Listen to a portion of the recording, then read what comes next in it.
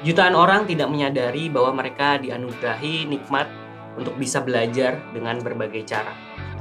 Belajar matematika itu enaknya sambil coret-coret di kertas.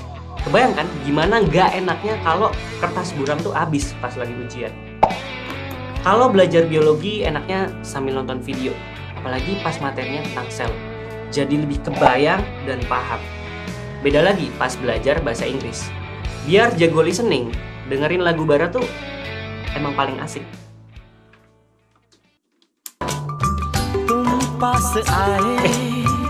Salah. Nah, kalau belajar bahasa Indonesia biar terbiasa sama paragraf panjang, enakan latihannya sambil baca buku. Kayak baca buku ini nih, Belajar Cara Belajarnya Hutata. Udah pada pesen belum? PO gelombang kedua udah dibuka loh. Cara pesennya cek di deskripsi di bawah ya. Nah, supaya belajar jadi lebih nyaman dan efektif, kita dapat menyesuaikan cara belajar kita sesuai dengan kebutuhan. Dan kita juga mesti bersyukur. Karena kalau kayak saya nih ya, saya tuh masih dianugerahi kesempatan untuk bisa nikmatin cara belajar yang macam-macam. Saya bisa belajar sambil baca, nulis, nonton video, sambil dengerin lagu. Karena kebayang gak sih keterbatasan teman-teman di sekitar kita yang punya kebutuhan khusus untuk belajar. Kita mungkin bisa dengan mudah memahami proses pembelahan sel melalui video pembelajaran. Tapi gimana dengan teman-teman kita yang memiliki keterbatasan penglihatan atau keterbatasan lainnya? Gimana sih cara mereka belajar supaya bisa lebih nyaman dan efektif? Oh iya, video ini adalah hasil kerja bareng Hujan Tanda Tanya dengan semua murid, semua guru, dan Wardah. Dan jangan lupa untuk follow sosmed Hutata dan SMSG, subscribe dan aktifin bell biar kalian nggak ketinggalan setiap ada video baru di channel ini. IDEA atau Individuals with Disabilities Education Act, Undang-Undang tentang Pendidikan Penyandang Disabilitas Amerika Serikat, membagi anak berkebutuhan khusus ke dalam 3 kelompok besar. Anak dengan gangguan fisik. Ini seperti tunanetra atau gangguan penglihatan. Anak dengan gangguan emosi dan perilaku, misalnya kayak tunawicara atau ketidaklancaran bicara. Dan anak dengan gangguan intelektual, contohnya tunagrahita atau anak dengan hambatan perkembangan mental. Sebenarnya pembagian ini tuh bersifat universal, yang mana juga masih relevan dengan kondisi saat ini di Indonesia. Walau kadang setiap anak berkebutuhan khusus di seluruh dunia itu punya tantangannya masing-masing ketika belajar.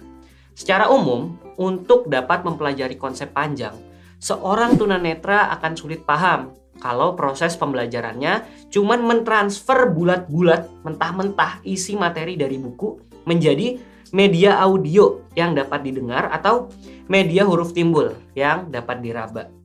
Supaya belajar jadi lebih nyaman dan efektif, cara belajar juga harus disesuaikan.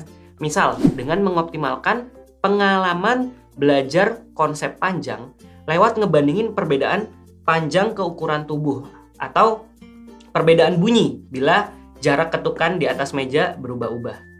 Penyesuaian cara belajar seperti ini tuh perlu banget dukungan dari orang tua, guru, atau pengajar agar penyampaian materi itu dapat dilakukan dengan lebih spesifik dan jelas.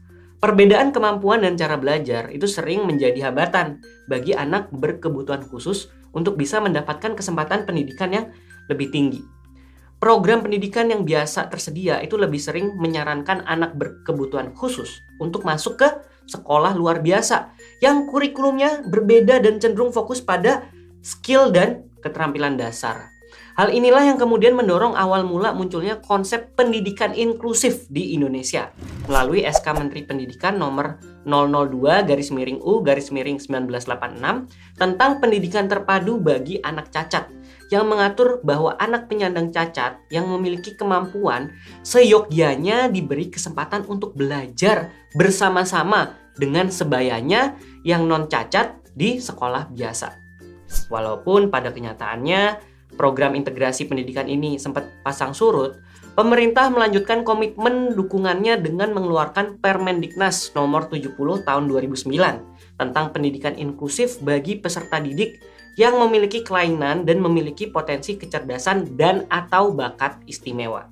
Melalui aturan ini, Kemendikbud mewajibkan agar pemerintah kabupaten atau kota menunjuk paling sedikit 1 sekolah dasar dan 1 sekolah menengah pertama pada setiap kecamatan dan satuan pendidikan menengah untuk menyelenggarakan pendidikan inklusif yang wajib menerima peserta didik berkebutuhan khusus. Sebagai warga negara Indonesia yang baik dan mengamalkan nilai-nilai toleransi Pancasila, kita juga harus turut serta mendukung dan menyukseskan program pendidikan inklusif ini. Caranya bisa dengan tidak membeda-bedakan anak berkebutuhan khusus dan biasa. Bantu teman kamu yang berkebutuhan khusus belajar di sekolah. Dan minimal, bantu sebarkan informasi ini di media sosial atau grup WhatsApp kamu, agar semakin banyak orang yang sadar akan pentingnya pendidikan inklusif di masyarakat. Terima kasih sudah menonton video Hutata kali ini. Sampai jumpa di video berikutnya. Dan salaman!